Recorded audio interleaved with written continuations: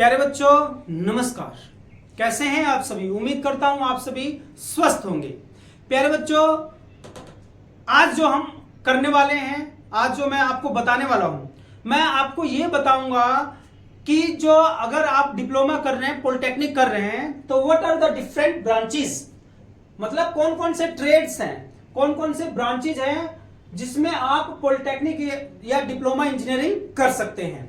ये आपके अलग अलग ट्रेड्स हो गए। These are basically the primary, जो मुख्य रूप से हैं ट्रेड्स, जो लगभग हर एक कॉलेज में मिलते हैं। ये सारे ट्रेड्स मिलेंगे। उसके बाद हम डिस्कस करेंगे कि व्हाट आर द सैलरीज, आप कैसे सैलरीज मिलेंगे आपको, और गवर्नमेंट जॉब कौन सी ट्रेड में ज्यादा मिलेगा, और प्राइवेट सेक्टर में कौन कौन से अगर ब्रांचेस से आप करेंगे तो आपके प्राइवेट सेक्टर और गवर्नमेंट में दोनों में पॉसिबिलिटीज रहेगी, और कौन सी ट्रेड की जो ग्रोथ रेट है वो बहुत ही जल्दी है और ज्यादा है। थोड़ा सा मुझे समय दीजिए। मेरे जो विद्यार्थी हैं, मेरे से ही पढ़े हुए विद्यार्थी, जो ये मान लीजिए पहली दूसरी तीसरी से ही मेरे से ही पढ़े हुए हैं, पॉलिटेक्निक की तैयारी भी मैंने ही करवाई थी, उन बच्चों को मैं जल्द ही आप लोगों से मिलवाऊंगा जो बड़े बड़े एमएनसीज में, बड़े बड़े कंपनियों में काम कर चुके हैं। ये सारे प्राइवेट सेक्टर हैं and they are getting a salary of 50+, और कितने साल के अंतर में? 2 या 3 साल के अंतर में। और बहुतों की सैलरी 70 से भी ज्यादा हो चुकी है। Now they are at the post of executive engineer होता है। सबसे पहले जब हम लगते हैं तो क्या लगते हैं? आप सिंपल इंजीनियर लगते हैं, जो जिनको क्या कहता है, डीटी डिप्लोमा ट्रेनी होता है, या जेईटी होता है, जूनियर इंजीनियर ट्रेनी, या टेक्नीशियन, या सिंपल क्या आप लगेंगे? इंजीनियर। और धीरे धीरे 3-3, 4-4 साल में आप प्रमोशन पाएंगे। तब जाके सबसे पहले मान लीजिए आप जेई लगे, उसके 3 साल के बाद आप लगेंगे एई, उसके 3 से 4 साल के बाद आप लगेंगे एग्जीक्यूटिव, देन आप क्या बनेंगे? Associate manager. अलग अलग कंपनी में अलग अलग ये हायरार्की होती है प्रमोशन की। तो मैं आपको मिलवाऊंगा, जल्द ही मिलवाऊंगा। इनमें से जो हमारे विद्यार्थी हैं, एस्कॉर्ट में भी हैं, टाटा स्टील में भी हैं, और निप्पो स्टील में भी हैं, जिंदल में भी हैं, तो सभी से मिलवाएंगे। थोड़ा समय दीजिए। अभी वो जो है अलग अलग जगह पे पोस्टिंग है उनकी। टाटा स्टील आप जानते हैं कहां पे है, तो अभी आउट ऑफ स्टेट है। जब भी वो आएंगे उनका इंटरव्यू जरूर मैं करूंगा, और दे विल टेल यू, वो खुद बताएंगे कि किस प्रकार से उन्होंने ये अचीवमेंट प्राप्त की है। तो आप ज्यादा सरकारी या प्राइवेट के चक्कर में मत पड़िएगा। आप whatever you are doing, सबसे पहले आप ट्रेड लेने से पहले आप ये अपना मन बना लीजिए कि भाई मेरा जो कोर इंटरेस्ट है, मैं करना क्या चाहता हूं, उसमें आप अपना पहले छांटिए कि क्या निश है, क्या मतलब मैं अंदर से किस चीज को बढ़िया कर सकता हूं। उसको छांटने के बाद फिर आप उस पर दिलो दिमाग और जान से लग जाइए। और मैंने आपको बताया भी था इससे पहले की वीडियो में, 10th की बात करें या 12th की बात करें, यदि आपने नहीं देखा है go and watch that video. और आजकल वैसे ही आपकी काउंसलिंग चल रही है, तो ये वाली वीडियो बहुत ही ज्यादा सार्थक होगी। And if you find that this video is helpful for you, do share with your friends also. अगर मैं बात करूं, मैं उठाता हूं अपनी वीडियो को गवर्नमेंट जॉब से, गवर्नमेंट देन प्राइवेट, क्योंकि देखिए सभी की इच्छा होती है कि भाई गवर्नमेंट जॉब प्राप्त करें, लेकिन मेरी कोई ऐसी इच्छा ना थी, ना है, ना रहेगी।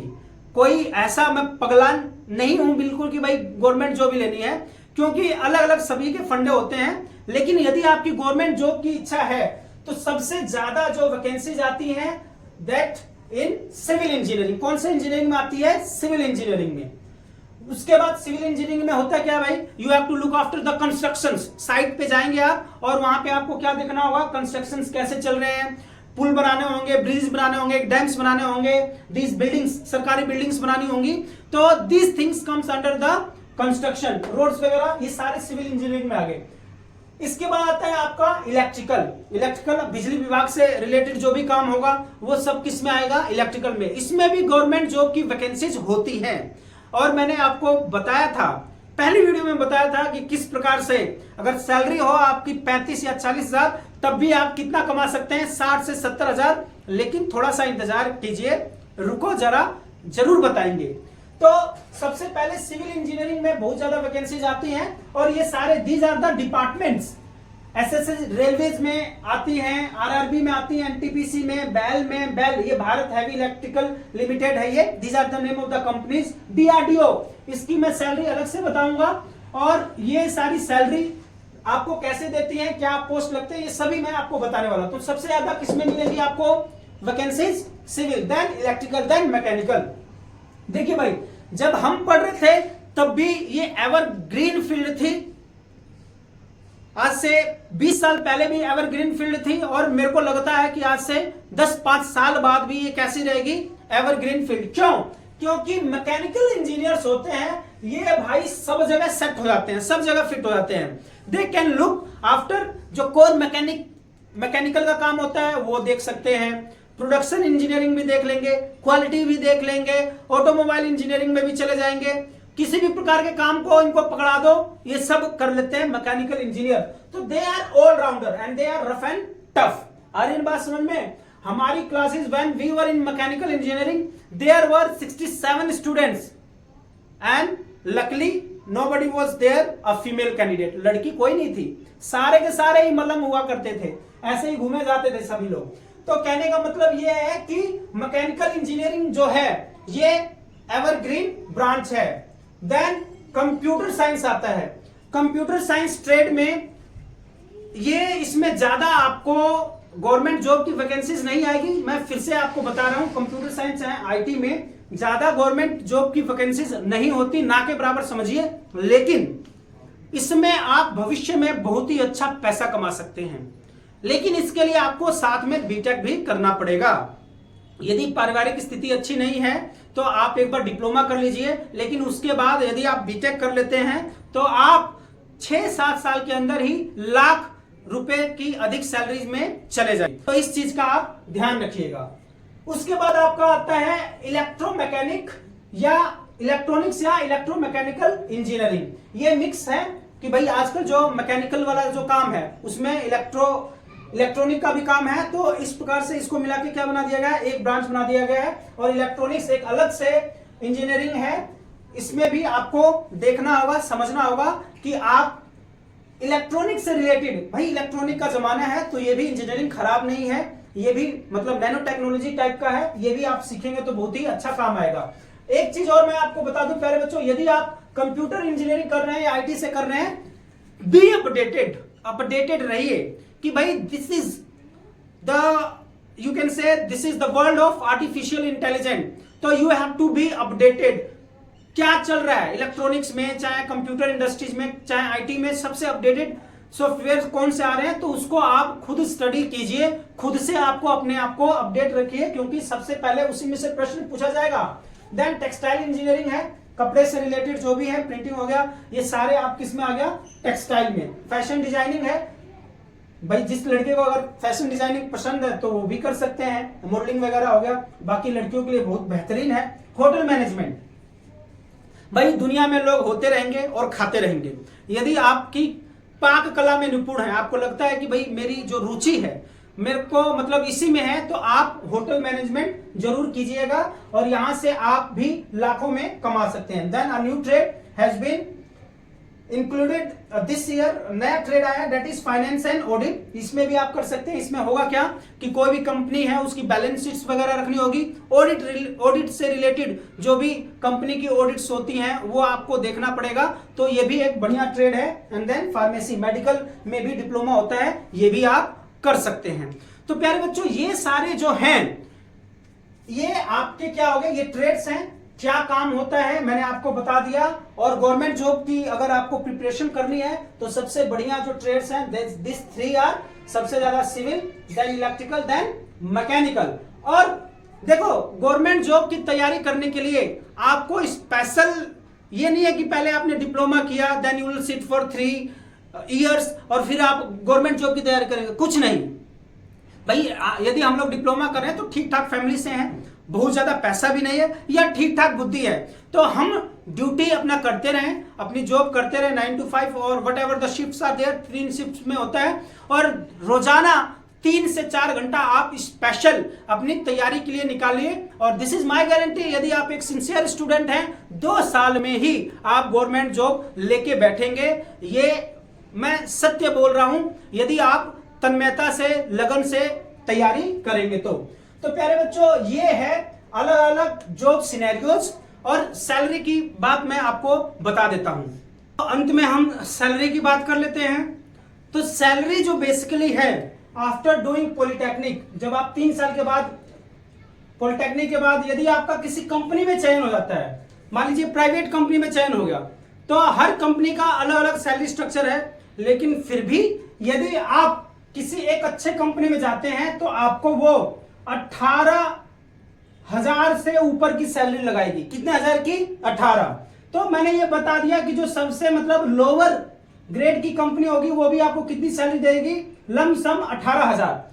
अभी आज की स्थिति का मैं बता रहा हूं, सबसे लोअर। और उसके बाद उससे भी अच्छी कंपनी, जैसे जिंदल जैसी कंपनी ले लीजिए, तो जिंदल आज के समय में आपको देगी 25,000 से ऊपर की सैलरी।